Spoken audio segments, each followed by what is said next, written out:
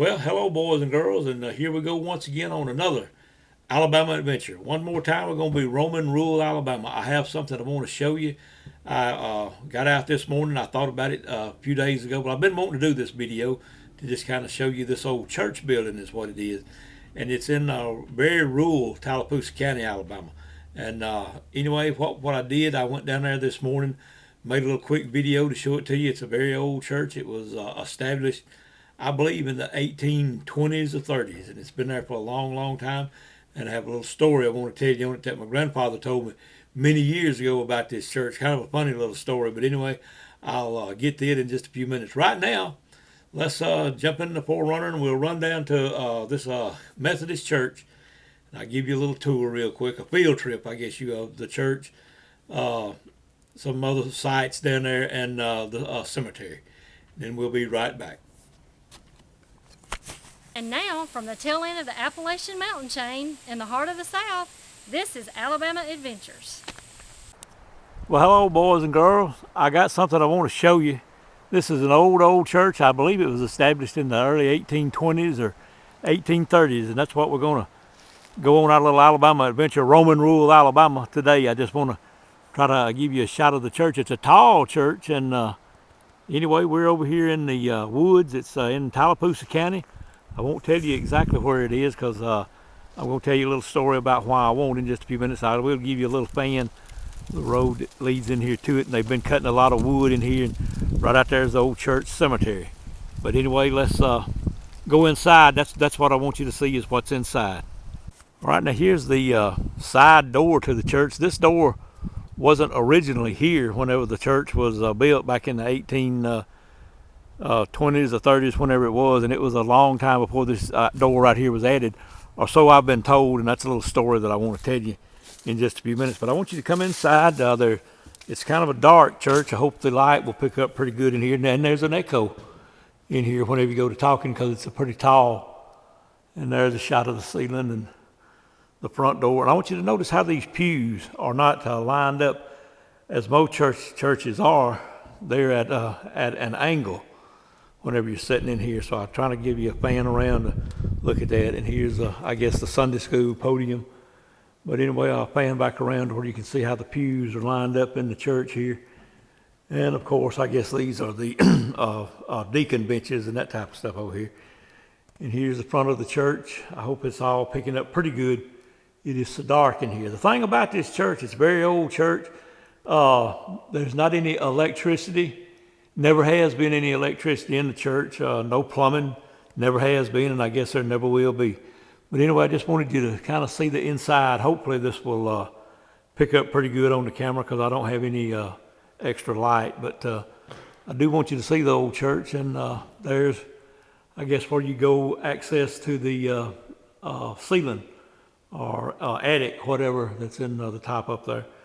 But I got a little story when we get back that I want to tell you about a funeral that happened over here one day. That's what I'll be telling you in just a few minutes, but I did want you to see the old church. We'll go outside. I'll show you the restroom facilities and whenever they do have get together over here and they have food or something like that. You might could see it right out the door there. They have a little pavilion like with an old church bench that was very popular with the churches down here in the South for many years. A picnic table, but they have put a roof over this one so they could eat in the rain out there, which would be pretty good. But also I want you to notice, and these allergies are getting the best of my voice today, but notice how wooded it is. It's in a very rural part of Tallapoosa County, and I do want you to notice some of the woods because they won't be here much longer. Just right up the road, they're cutting or logging, and it would about tear up a tank getting down in here. I certainly had to come in slow in my vehicle this morning. Let's go look at the restroom facilities real quick. Well, there it is. I know you always heard of an outhouse and that type of stuff, and this is more of a modern day. It's built out of some nice tin. It must have been remodeled pretty recently. But anyway, this is where you go to the bathroom down here when you have to, when you come into church over here. Let's walk down there and check it out and see what it looks like on the inside. There you go. Hopefully you can, well, this is a three-seater. That there is very uncommon. But hopefully you can see in there with the sunlight that's shining in. Maybe it'll pick up pretty good. But as I say, this is a three-seater. Let me back up there. I believe there's all 3 seats. I just not a person that can go to the bathroom with 2 other people sitting around me there. But anyway, I guess looks like the ones on the sides are for adults, and the one in the center there is kind of a smaller hole, I guess, for children. Maybe that's what it is. But it would be your husband, your child, and your wife could all go to the bathroom at the same time down here. The sun is just extremely bright down here today. It's a very fair day, but I have noticed some chemtrails in the sky. I want you to see the back side of the church real quick. The woods are pretty thick, and I'm just having to sort of film at it the best I can this morning. But anyway, that give you a shot or an idea of what the old church looks like. And as I said, here's the picnic table, and over the years, they have constructed a roof over it, as I said, to where you can sit out here whenever it's raining or snowing or just bad weather, whatever.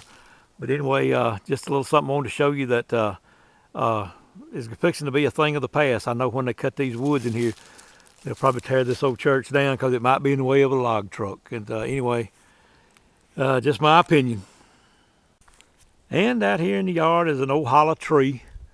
I'm sure squirrels run up in there, and they've got them a nice warm bed for the winter in there. And it is winter time down here right now when we're doing this. And I'll give you another little quick fan of some hardwoods. Of course, there's some pine mixed in with it, but I doubt that it'll be here very much longer. But I did want you to see that, and I want you to see that old hole in the tree. That's I wish I had that tree in my yard up there. Sure do. So anyway, I'll fan on around a little bit. Here's the front of the church, and here's the church once again, and right across this little dirt road you can see the cemetery. I'll go out there and get you a little bit better shot of the cemetery. Okay, I'm just going to sit here in the forerunner for a minute and show you this old tree right here that's right across the road. It's a very old tree, and it's hollowed out too, and squirrels and raccoons and stuff like that at least have them a home until somebody can get in here with a logging crew, and it'll be done away with then. But we'll ride right on out here, and I'll show you the little shot or two of the cemetery so you can see some old tombstones. All right, I'll sort of start down here on this end of the cemetery. I'm just going to sit in the forerunner. Like I said, I just don't feel like getting out walking all over the cemetery today, but it is a beautiful day down here. But anyway, at least I want you to see some of these old graves. It's here in rural central Alabama, and no telling how long some of these old graves have been out there. It looks like the cemetery is pretty well kept down here, like the grass cut and trees out of it for the most part. But there's an old picket fence right out there that was around the grave. A lot of people used to put fences around the graves many, many years ago. I've mentioned that in a video or two before, but they did that to keep like wild animals off of the fresh grave and that type of stuff. Because there were wild dogs and that type of stuff back around in the 1930s and 40s before rabies got under control as well as it is. And I can remember stories that my grandparents told about wild dogs, mad dogs, with rabies chasing them out of the field whenever they would be like working, plowing cotton and picking cotton and stuff like that. And you always had to be on the watch out for these rabid animals back then. But anyway, I just wanted to give you a shot of the cemetery out here, and I'll turn around and see if I can get a little better shot of the church right quick before we leave. Yeah, I believe that's a pretty good shot of it, as well as the picnic or the lunch table, whatever you want to call it out there. But that's a little bit better shot of the church. This old church should really be on the what is it called, National Register of Historic Places. Right there on the front you can see the sign, and it says Mount Zion Methodist Church is what it's called. But anyway, I just want you to also, while we're down here, I like nature, and as you well know if you watch many of my videos, and this is some wild woods, I guess you would call it, back in here. And just want you to sort of get a shot of the area that it's in. It's in a very rural setting out here, and would like to come down here to go to church sometime, but I'm not sure they have church here, but maybe about once or twice a year, like on a special date or occasion is the only time that they have church down here now. But anyway, we'll get on back to the shack, and I'll tell you a little story about this church that my grandfather told me many years ago. All right, now we're headed on back toward the house where I can finish the video. I'm gonna give you a little quick shot of the sky to where you can see they're really spraying us good today with chemtrails. And anyway, it'll be raining in a day. Well, probably about 24 hours. That's usually when it starts, when you see that. But I also wanted to show you this right here. These are not structures. What it is where a kudzu in the summer grows over bushes and stuff out there. But on the inside of these things, it's pretty much hollow. And it's kind of like a little hut or a little house out there. And does Bigfoot, I'm sure rabbits and squirrels and rats and stuff like that use it to get out of the rain, especially in the summertime, whenever it's green and covered real good. But I also believe that Bigfoot could use this type of structure for cover in the wintertime, summertime as well, to get out of the rain. Wintertime, it would probably be warm if you had a couple of Bigfoot in something like that. But you can see how they kind of dome up like, and like as I said, is you can sort of tell a little bit with this one right here. It's a hollow on the inside, so that could very well be used as Bigfoot housing. Maybe this is a subdivision for Bigfoot right here. There go a couple of crows flying out through there. Maybe I can catch them for you. One of them might be a hawk. I don't know. I believe those buzzards, as big as they are. But anyway, we'll head on back to the shack. But if I see something else along the way that I want to stop and talk about, that's what we'll do. Of course, right up here they are doing some logging, and we don't want to leave loggers out because they're really contributing to the ecosystem of the earth. And one of these days I'm going to do a video on that. Well, all right, I said if there was something else I wanted to video before we got back to the shack, that's what I'd do. And I hope these, I believe they're called jonquils. And that's a big patch of jonquils. And they usually come out about this time of year. The sun is really shining down on them today. Makes you wonder who planted those. I know they've been there for probably 100 years or more. I know there used to be an old house place here when I was young, and now it's been torn down, and this has been turned into a pasture. But anyway, I thought you might want to see some jonquils here the last part of February down here in Alabama. They are blooming out, and I always like these little flowers. And this used to be a very big decoration in the around the houses, old houses, long time ago here in Alabama. You don't see them just everywhere now, but somebody planted those many years ago, and they still keep coming up year after year. Just something to think about.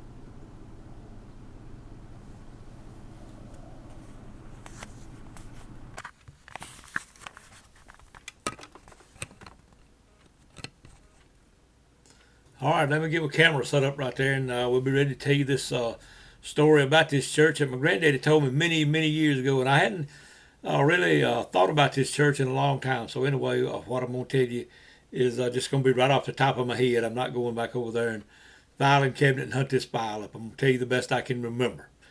Anyway, it happened back in the late 1930s, and I believe that's when the Depression and that type of stuff was going on here and all over the country. It was going on here very hard in Alabama and all over the country as well. But anyway, this was when this story that my granddad told me happened. Anyway, back then, now keep in mind, back then in the Depression, they just sort of had to get by with what they had and what they could find when they needed something. They didn't have the money to go to the store and buy whatever needed to be bought at that particular time. But anyway, this lady in the community, this old lady, had died, and they were going to have her funeral. But anyway, she had sat in a chair for many years, a wheelchair, not a wheelchair like you see today, one of those old-time wheelchairs that had big wheels on it, and of course they do now, but they were in different positions. And it was just a very tall old wheelchair, and that's what the lady had sat in most of her life. She had gotten injured in some type of accident. And anyway, when she died, she was still in the position, her muscles and the bones over the years had just pretty much formed that particular position of sitting in a chair, and she was bent forward whenever they had to put her in the casket. Back in those days, I don't believe they had very many undertakers and funeral homes and that type of stuff. People just had to bury the family and that type of stuff themselves. So what they did, they built this casket out of pine board, as they always, a coffin was what it was called back then, out of the pine board. And they put her in it, and she wouldn't lay down flat in the coffin. So what they did, Granddad and some other guys went out to the barn, and as I said, they didn't have much stuff back then. They just had to get by with what they had. And they got this old piece of hay baling twine, which is sort of a rope, but it's not a very strong rope. And after it hangs out in the weather or in the barn for a few months, or whatever, it becomes more rotten and this type of stuff. But anyway, what they did, they flattened the old lady out and they tied her leg. They drilled holes in the bottom of the coffin so they could run the rope around her legs and then under the coffin and tie it so they could tie her. Well, they did the same thing with her upper body. They pushed her down flat in the coffin, took this old hay baling twine, a rope, whatever you want to call it, and laid across her and got under the casket and pulled it tight through these holes they had drilled so they could tie her down and she would lay flat in the casket. Well, then they placed her clothes or gown or whatever they were going to bury in over the top and made it look like that she was just laying there. You couldn't see these ropes that she was tied down to. Now, let me take a break and think about this just a minute so I can get everything right. Now, in those days, whenever they built a homemade coffin, it was not as the coffins are now where it opens down to your waist and that's about all you can see of a person and the bottom part's closed. This had a solid piece of wood for the top. It was might not have been a complete solid piece, but it was built together to where it would be just one piece. They might have had to put 2 or 3 boards together, nail them together and lay them on top of it. But anyway, they had her funeral and everything, and well, they were having her funeral is what it was. Okay, then at one certain point, they go up there to close the casket.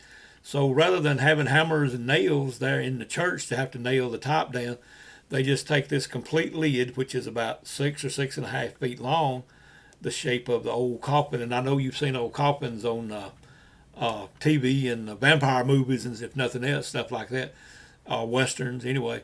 But anyway, they just laid the lid on top of her when it come time to close the casket. And they were later on, whenever the funeral was over and everybody left the church, then they would nail it down without a bunch of people in there, and then of course carry her over to the cemetery and bury her. But anyway, they laid the lid, as I said, on top of the casket, the old lady, and the preacher was finishing up the funeral service. And all at once, one of these old rotten ropes break.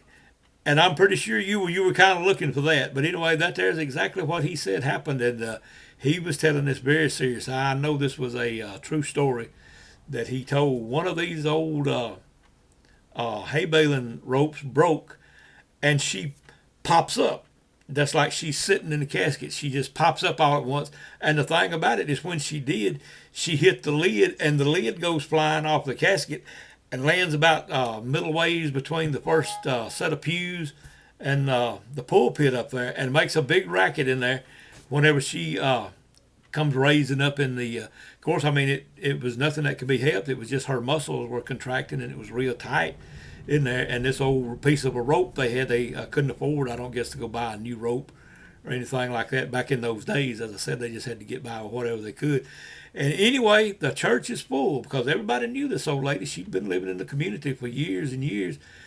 And when this happens, when she pops up and the lid hits the floor, goes flying through the church and hits the floor, people start running out of the church. He said people were screaming and hollering and jumping, and said they were running out the front door. Said there were even some people that jumped through the window, and these windows were not made to open.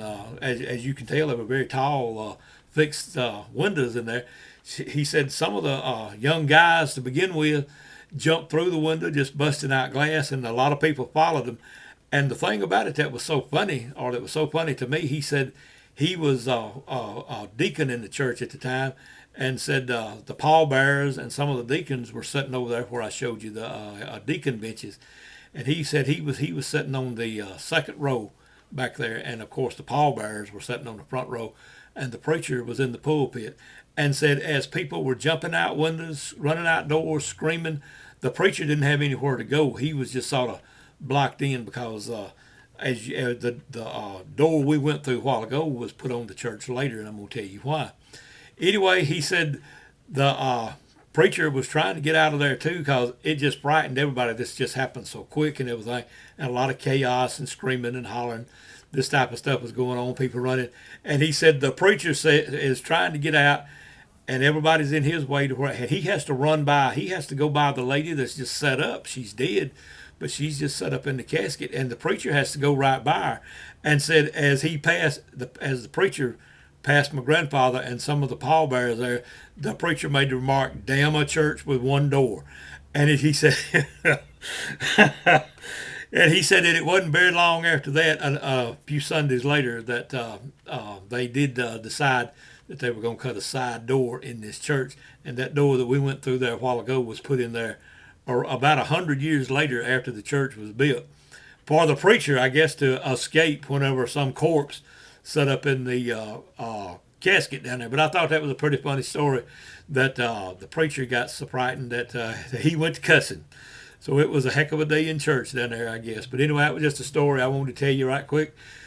That my grandfather told me many years ago about this church. He and I went over to the cemetery over there one day for something to put flowers on somebody's grave, on some of his distant relatives over there. And we, as a matter of fact, we sat down out there on the picnic table that day, and that's where he told me that story. But anyway, that was just another old story that I wanted to share with you from down here on the tail end of the Appalachian Mountain chain.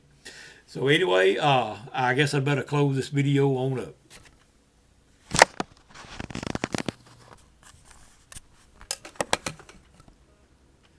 All right, now, if you like this video, hope you give us a like. If you like some of these old stories and our travels and our investigations of the paranormal, I hope you subscribe to the channel. I do want to let you know that the Alabama Bigfoot Society is run completely out of pocket, and if you're in a position where you can and where you would like to make a donation, that would be very much appreciated. Just go to our website, alabamabigfootsociety.com, and right there on the front page, you'll find a place to where you can make that donation.